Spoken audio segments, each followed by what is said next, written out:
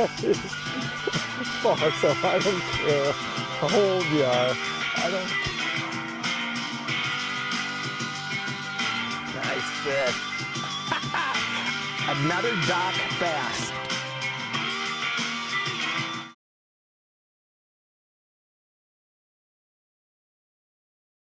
Fuck, she is. Whoa, whoa, whoa, whoa. This is a big fish, Arthur.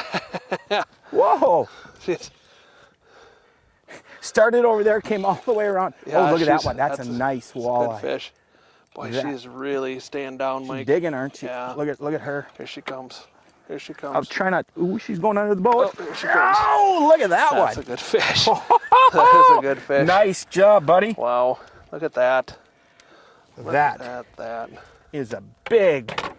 That's what, a 6-pound fish, I bet? I bet at least 6 pounds. Wow, Yeah, that's a good fish. that is a nice fish. And you know what? We think slip bobbers are kids' play. They catch big walleyes, and you catch a lot of big walleyes and bobbers during the season, don't you? I do. You know, today's a nice sunny day, and usually, you know, you're waiting for those bites to come in.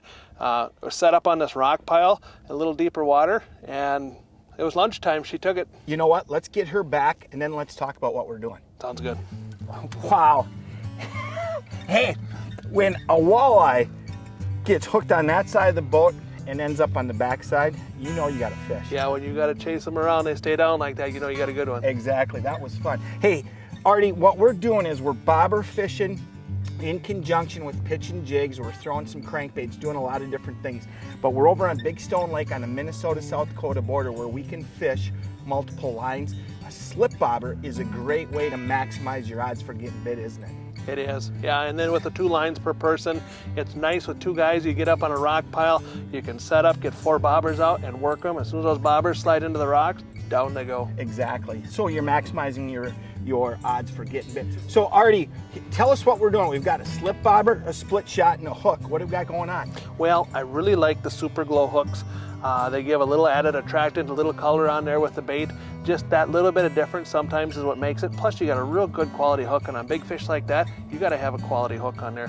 The bobber, the key here, I like the Northland bobber. The brass end makes it a real nice slide, and it's real important to set that sinker weight so that bobber is just barely held above the water. Because a bobber that barely floats, when that fish takes that bait and starts to swim off, he feels little resistance, so that bobber just slides under. Correct? Absolutely. We don't want to let the fish know what's going on. We're fishing a rock pile, a mid-lake hump, midday, and we're setting our bobbers up so these bobbers are floating up from the deep water, and as soon as they get up along the edge of those rocks, boom, that's when we're getting our bites. Right, and that fish, we actually had a little puff of wind that came up. We got that fish, now it's calmed down a little bit, but we've got some dirty water, and that dirty water helps us in terms of this bobber fishing, correct? Absolutely. Dirty water is always the key to a good walleye bite. And so we think of slip bobbers of being, like we talked about when we caught that fish, kids play, but they work great. They do work great for kids, any beginners. A slip bobber with the adjustable bobber stop is a great way to catch panfish, but you use them just about all year long for your walleye fishing, don't you? I'll tell you what, sometimes it's the simple techniques with a good live bait, good quality equipment that it takes. Don't need all the fancy stuff. Sometimes a good old slip bobber and a leech on a rock pile is as good as anything. And all we've got here is some 6-pound monofilament line, spinning a rod and reel, pretty simple. You like a longer rod though, don't you, for your bobber setup? I do. I like a 7-foot rod. I like a medium light.